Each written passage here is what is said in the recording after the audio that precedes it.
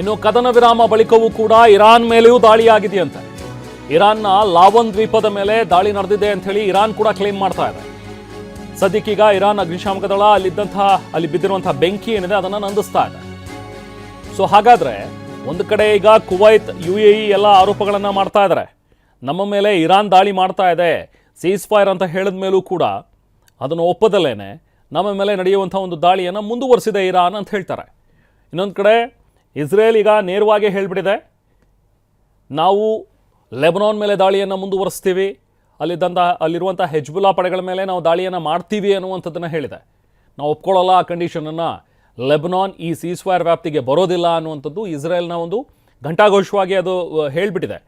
But ಇಲ್ಲಿ Iran ಒಪ್ಕೊಂಡಿದೆ. ಈಗ ನಾವು ಕದನ ವಿರಾಮವನ್ನು ಒಪ್ಕೊಂಡಿದ್ದೀವಿ, ನಾವು ಇನ್ಮೇಲೆ ದಾಳಿ ಮಾಡಲ್ಲ ಅನ್ನುವಂಥದ್ದನ್ನು ಒಪ್ಕೊಂಡ ಮೇಲೂ ಕೂಡ ಇರಾನ್ ಯಾಕೆ ಈಗ UAE ಕುವೈತ್ ಮೇಲೆ ಅಲ್ಲಿನ ತೈಲ ಘಟಕಗಳ ಮೇಲೆ ಹಾಗಾದರೆ ದಾಳಿ ಮಾಡ್ತು?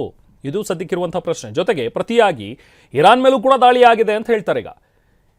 ಈಗ ಇಸ್ರೇಲ್ ಹೇಳಿದ್ದು, ನಾವು ಇರಾನ್ ಮೇಲೆ ಸರಿ ಕದನ ವಿರಾಮ ಒಪ್ಕೊಂಡಿದ್ವಿ, ಇರಾನ್ ಮೇಲೆ ನಾವು ದಾಳಿ ಮಾಡಲ್ಲ, ಬಟ್ ಲೆಬನಾನ್ ಮೇಲೆ ಮಾಡ್ತೀವಿ ಅಂತ ಹೇಳಿ ಇರಾನ್ ಮೇಲೆ ಹಾಗಾದರೆ ಏನಕ್ಕೆ ದಾಳಿ ಆಯಿತು? ನೋಡಿ, 2 ವಾರ ಸೀಸ್ ಫೈರ್ ಶಾಶ್ವತ ಕದನ ವಿರಾಮ ಆಗತ್ತಾ? ಶುಕ್ರವಾರ ಇಸ್ಲಾಮಾಬಾದ್ನಲ್ಲಿ ಒಂದು ಮಹತ್ವದ ಸಂಧಾನ ಸಭೆ ಇದೆ. ಇರಾನ್ ಅಮೆರಿಕ ಪ್ರತಿನಿಧಿಗಳ ಮಧ್ಯೆ ಈ ಕದನ ವಿರಾಮದ ಬಗ್ಗೆ ಒಂದು ಸಭೆ ಇದೆ. ಇರಾನ್ ಮತ್ತು ಅಮೆರಿಕ ಹಾಗೂ ಇಸ್ರೇಲ್ ಈ 3 ರಾಷ್ಟ್ರಗಳ ಮಧ್ಯೆ ಮಧ್ಯಸ್ಥಿಕೆಯನ್ನು ವಹಿಸಿರುವಂತಹ ಪಾಕಿಸ್ತಾನ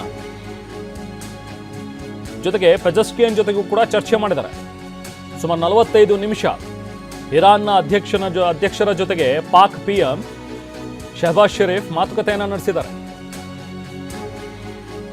2 ಪ್ರಮುಖವಾದಂತಹ ಹೆಸರುಗಳು ಈ ಕದನ ವಿರಾಮದಲ್ಲಿ ಕೇಳಿ ಬಂದಿದ್ದು. ಒಂದು ಆಸಿಮ್ ಮುನೀರ್ ಮತ್ತು ಶಹಬಾಜ್ ಶರೀಫ್.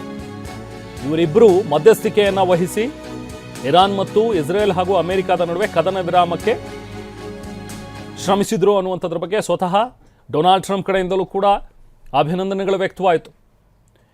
ಯಾವಾಗ ಡೊನಾಲ್ಡ್ ಟ್ರಂಪ್ ಕದನ ವಿರಾಮವನ್ನು ಘೋಷಿಸಿದ್ರು ಆಗ ಪಾಕಿಸ್ತಾನದ ಕಡೆಯಿಂದಲೂ ಕೂಡ ಎಸ್, ನಾವು ಮಧ್ಯಸ್ಥಿಕೆಯನ್ನು ವಹಿಸಿದ್ವಿ, ಈಗ ಕದನ ವಿರಾಮ ಆಗಿದೆ ಅನ್ನುವಂಥದ್ರ ಬಗ್ಗೆ ಅವರು ಹೇಳಿದ್ರು. ಈಗ ನೆಕ್ಸ್ಟ್ ಇರುವಂಥದ್ದು ಮುಂದೆ ಹೇಗೆ, ಇದು ಬರೀ 2 ವಾರಗಳಿಗೆ ಮಾತ್ರ ಸೀಮಿತ ಆಗತ್ತಾ ಅಥವಾ ಪರ್ಮನೆಂಟ್ ಆಗಿ ಕದನ ವಿರಾಮನ, ಇನ್ಮೇಲೆ ವಾರ್ ನಡೆಯಲ್ಲ ಅನ್ನುವಂಥದ್ರ ಬಗ್ಗೆ 2 ರಾಷ್ಟ್ರಗಳು ಅಥವಾ 3 ರಾಷ್ಟ್ರಗಳು, ಇಸ್ರೇಲ್, ಇರಾನ್ ಮತ್ತು ಅಮೆರಿಕ 3 ರಾಷ್ಟ್ರಗಳ ಒಂದು ಸಹಮತಿ ಬೇಕಾಗತ್ತೆ.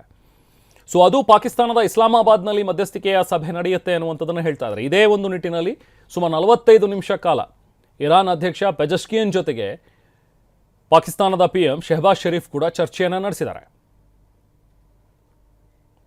ಕಳೆದ ಬಾರಿ ಹೇಗೆ ಯುಕ್ರೇನ್ ಮತ್ತು ರಷ್ಯಾ ನಡುವೆ ನಡೆದಂಥ ಒಂದು ಯುದ್ಧದಲ್ಲಿ ಭಾರತ ಮಧ್ಯಸ್ಥಿಕೆಯನ್ನು ವಹಿಸಿತ್ತು, ಭಾರತ ವಾರನ್ನು ನಿಲ್ಲಿಸಿತ್ತು ಅನ್ನುವಂಥದ್ರ ಬಗ್ಗೆ ಆ್ಯಡ್ ಕ್ಯಾಂಪೇನಿಂಗ್ ಕೂಡ ಆಯಿತು. ಸೊ ಅದೇ ರೀತಿ ಈ ಬಾರಿ ಈ ಒಂದು ಯುದ್ಧ ಕದನ ವಿರಾಮಕ್ಕೆ ಪಾಕಿಸ್ತಾನ ಶ್ರಮಿಸಿದೆ ಅಂತೇಳಿ ಪಾಕಿಸ್ತಾನ ತನ್ನ ಬೆನ್ನನ್ನು ತಾನು ತಟ್ಕೊಳ್ತಾ ಇದೆ. ಈಗ ಇದ್ರ ಮುಂದುವರೆದ ಭಾಗವಾಗಿ ಈಗ ಇಸ್ಲಾಮಾಬಾದ್ನಲ್ಲಿ ಮತ್ತೊಂದು ಸಭೆ, ಇದು ಪರ್ಮನೆಂಟ್ ಆಗಿ ಕದನ ವಿರಾಮದ ಬಗ್ಗೆ ಚರ್ಚೆ ಆಗತ್ತೆ ಅನ್ನುವಂಥದ್ರ ಬಗ್ಗೆ ಇರುವಂಥ ಸಭೆ ಇದು.